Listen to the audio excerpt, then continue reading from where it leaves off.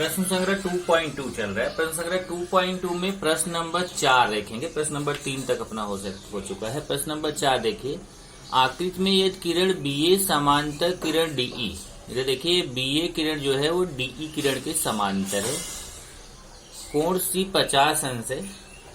ये देखिए कोण C यहाँ पे 50 अंश दिया हुआ है, कोण D 100 अंश, यहाँ पे कोण D दिया है 100 अंश।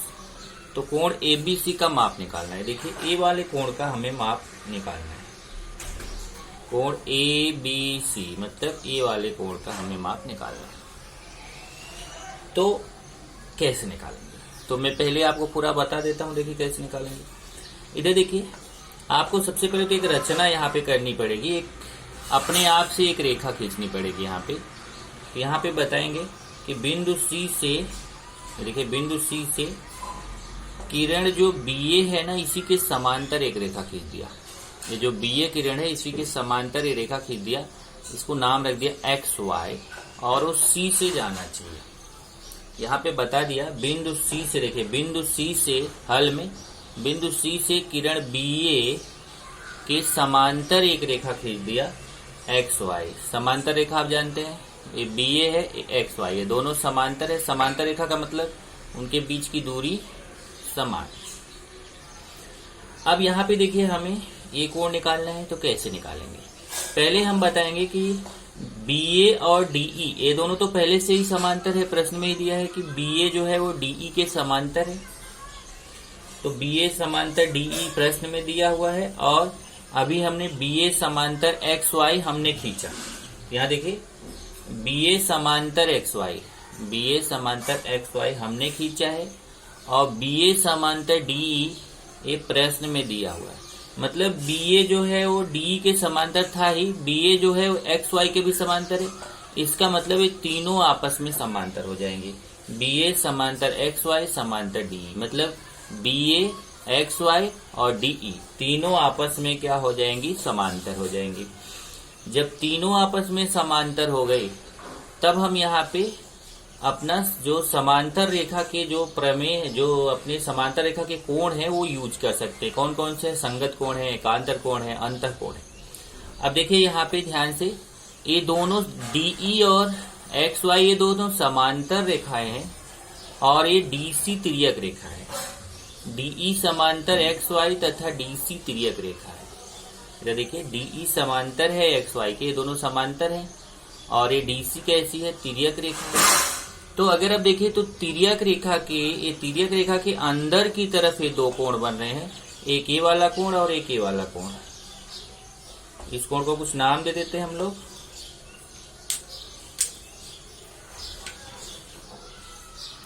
ये देखिए ये कोण है EDC, ये कोण D को क्या बोलेंगे? कोण EDC। और इधर वाला जो कोण है कोण DCY। ये दोनों कोण देखिए तिर्यक रेखा के एक ही तरफ बन रहे हैं। ऐसे देखिए तिर्यक रेखा इसके एक ही तरफ, अंदर की तरफ दोनों कोण बन रहे हैं। ये दोनों अंतः कोण हैं, और हम जानते हैं अंतः कोणों का योगफल कितना होता है? 180 अंश होता है। इसका मतलब ये दोनों कोणों का योगफल कितना होना चाहिए? 180 अंश। तब यहाँ पे बताएंगे कि इसलिए कोण EDC प्लस कोण DCY बराबर हो जाएगा 180 अंश। देख लीजिए, कोण EDC मतलब कोण D प्लस कोण DCY, ये वाला कोण, ये दोनों कोण अंतः कोण है, और अंतः कोणों का योगफल कितना होता है? 180 अंश। तो यहाँ पे आ गया कोण EDC प्लस कोण DCY बराबर 180 अंश अंतः कोण। अब यहाँ से देखिए EDC का मान 100 अंश है, तो यहाँ कोण EDC का मान रख दिया 100 अंश, और DCY का मान मालूम नहीं है, 180। ध्यान से देखिए कोण EDC, ये कोण D का मान 100 अंश है, तो कोण EDC का मान 100 अंश है, तो उसकी जगह 100 अंश रख दिया। इसका मान मालूम नहीं है, वैसे लिखा 180। अब ये 100 प्लस में है, बराबर उधर जाएगा तो माइनस में हो जाएगा। तो जब उसको उस तरफ लेके जाएंगे तो क्या हो जाएगा? माइनस में। ये देखिए ये आपका DCY बचेगा, 100 उधर चला गया, तो प्लस 100 उधर जाके क्या हो गया? -100। 180 पहले से ही था, 100 उधर जाके माइनस। 180 में से 100 घटाएंगे तो कितना आएगा? 80। तो हमें ये वाला कोण पता चल गया कितना? 80 अंश। ये कोण हमें कितना पता चल गया? अभी ये कोण पता चल गया 80 अंश। जब ये 80 अंश पता चल गया, तो अगर हम ये दोनों कोणों को जोड़ दें तो हमें ये पूरा कोण पता चल जाएगा। देखिए पूरा 80, ये देखिए ये कोण 50 है और ये 80 और 50 को जोड़ दो तो हमें ये पूरा कोण पता चल जाएगा। और ये पूरे कोण का नाम क्या है? कोण BCY। तो यहां से देखिए कोण BCY बराबर, देखिए कोण BCY निकाल सकते हैं। कैसे निकाल सकते हैं BCY? देखिए कोण BCY बराबर होगा कोण BCD प्लस कोण DCY।